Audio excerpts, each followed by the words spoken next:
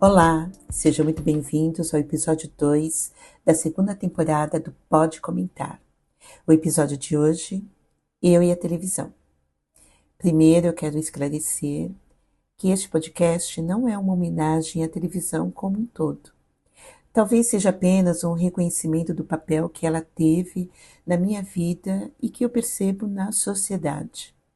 Existem vários elementos e acontecimentos que ao longo da vida colaboram para nos fortalecer ou nos fragilizar. Essas experiências, dependendo da intensidade, podem nos levar a uma crise existencial. Lembra do desenho do Tom e Jerry, com o anjinho falando em uma orelha e o diabinho na outra? Na minha opinião, retrata bem o comportamento humano. Revela o quanto é difícil tomar decisões e como os males nem sempre, abre aspas, vêm para o bem, fecha aspas. Às vezes ficamos dependentes de algo que nunca será nosso, mas que alimenta uma ilusão e parece preencher um vazio. Tudo isso, claro, inconscientemente. Sabe aquele momento em que a gente olha no espelho e se pergunta: o que estou fazendo neste mundo? E eu já falei sobre isso no último episódio da primeira temporada, que se chama Espaço que Ocupo no Mundo. Essa crise não surge só na vida adulta. Muitas vezes ela começa lá atrás, na infância, quando vivemos situações que deixam marcas profundas, abusos, violência, abandono, orfandade. Quando uma criança passa por isso cedo demais, abre-se uma cratera na identidade emocional, um espaço vazio muito difícil de preencher. No meu caso, fui órfã 2 vezes. Primeiro, quando perdi minha mãe, aos 3 anos de idade. Depois, quando fiquei órfã de pai vivo, que me entregou para a adoção. Aos 4 anos, para a irmã dele. Cresci com medo da perda, com medo de sentir de novo aquele vazio. Essa sensação se repetiu em diferentes momentos da minha vida. Quando perdi emprego, quando enfrentei o divórcio, que eu acreditava que o meu casamento seria para sempre, quando uma amizade se rompia sem explicação. Essa insegurança me acompanhou, mas em certos momentos mudou de forma. Quando eu tive meus filhos, por exemplo, veio o medo ao contrário, de deixá-los órfãos. Mais tarde, quando eles se casaram, senti de novo um pequeno vazio, mesmo com os irmãos ainda morando comigo. E foi assim, crescendo, passando por diversas fases da vida, que a televisão entrou na minha rotina. Suas histórias, notícias, desenho, entrevistas e programas voltados para mulheres me mostraram que meus sentimentos não eram exclusivos, que eu não era anormal. Outras pessoas também sentiam medo, insegurança, solidão, raiva. Todos passamos por esses processos. Os motivos podiam até ser parecidos, mas nunca iguais. Dentro de mim havia conflitos que se tornaram sofrimentos e que eu nem sabia nomear. E acredito que muitas pessoas às vezes não sabem dizer muito o que sentem. E muitas vezes era na televisão que eu encontrava algum tipo de conforto, alguma resposta ou uma reflexão. Alguém um dia me disse: nossa, como você é conformada. E talvez fosse verdade. Eu repeti aquele ditado, abre aspas, o que não tem remédio, remediado está, fecha aspas. Esse conformismo foi meu mecanismo de sobrevivência. Mas no fundo, lá no fundo, eu sonhava em me livrar dessa barreira criada pelas ausências e referências.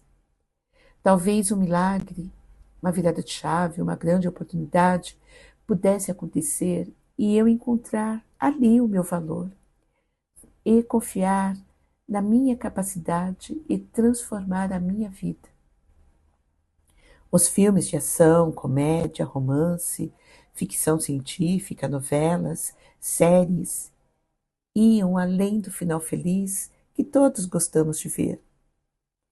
Ali, nessas histórias, sempre havia uma mensagem e eu consegui extrair uma informação, um outro olhar, uma nova maneira de pensar sobre determinados assuntos e acontecimentos.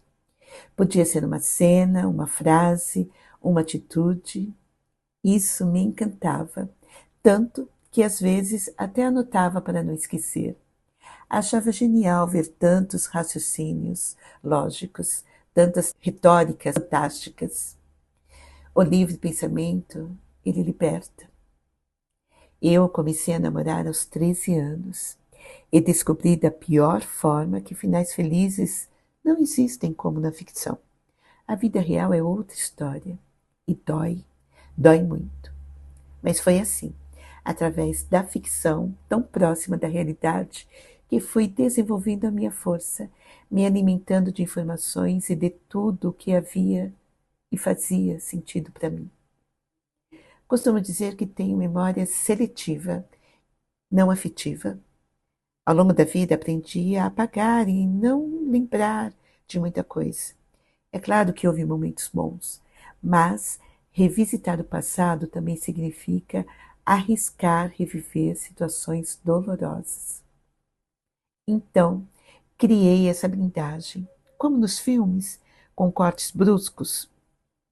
Mas vamos dar uma passadinha lá no meu passado. Quero convidar você para ir comigo na Moca na década de 70. Um bairro boêmio de classe média em ascensão, habitado por imigrantes italianos e portugueses. Sobrados elegantes, casas térreas, algumas geminadas, com suas varandas e jardins. Pequenos mercadinhos e também alguns cortiços. E eu morava em um, na rua João Batista de Lacerda, onde os cortiços eram organizados e habitados por famílias. No nosso quintal vivia uma família inquilina. Entre tantas histórias, uma delas foi com a televisão. Dessa família tinha o seu Martim, um senhor alto, brincalhão, trabalhador. Sua rotina era marcada pelo rádio. De manhã ele ouvia Zebete com seus bordões. E na volta do trabalho, Gil Gomes com sua voz inconfundível, narrando histórias reais de violências que, para mim, criança, eram assustadoras. O rádio tinha e ainda tem esse poder incrível de provocar a imaginação. Eu também gostava de ouvir às 18 horas 10 mais tocadas, antes da Voz do Brasil, que começava às 19 horas em ponto. As músicas de novela, os sucessos internacionais e nacionais. A música sempre foi e continua sendo um espaço de cura, reflexão também, e liberdade para mim, independente do gênero musical. Já a TV colorida, apesar de ter chegado ao Brasil nos anos 70, era um produto muito caro. Só os ricos tinham acesso. Um dia, o filho de seu Martim apareceu todo animado e disse para nós, um grupo de 4, 5 crianças: hoje meu pai vai deixar a nossa TV colorida. Eu, como assim? À noite, curiosos, fomos espiar pela janela. E o grande feito foi um papel tipo celofane colorido preso com durex na tela. Resultado, vultos e borrões. Tenho certeza de que foi ali que fiz minha primeira caras e bocas, achando aquilo sem sentido. Muito melhor uma TV em preto e branco. Naquela época, a TV tinha um status muito importante e nas décadas seguintes só cresceu. Os programas de auditório eram o grande entretenimento das famílias. Silvio Santos, Chacrinha, Bolinha, Almoço com as Estrelas, Raul Gil, Flávio Cavalcante. E hoje aí temos o Hulk, tivemos o Faustão, Rodrigo Faro, Mion, Serginho Groisman, vários, muitos, muitos. e especialmente também os programas voltados para as mulheres. Hebe Camargo como pioneira, ou Mulheres da TV Gazeta, Note e Anote, TV Mulher e hoje o Mais Você e tantos outros. Todos eles contribuíram e contribuem com informação, saúde, moda, comportamento e direitos. A TV sempre teve esse papel e o poder de conectar com o novo, tendências, moda, comportamentos. Mas nem todo mundo aceitava isso facilmente. Minha mãe, por exemplo, se escandalizou a primeira vez que viu a Gretchen, com um vestido curtíssimo rebolando no chacrinha.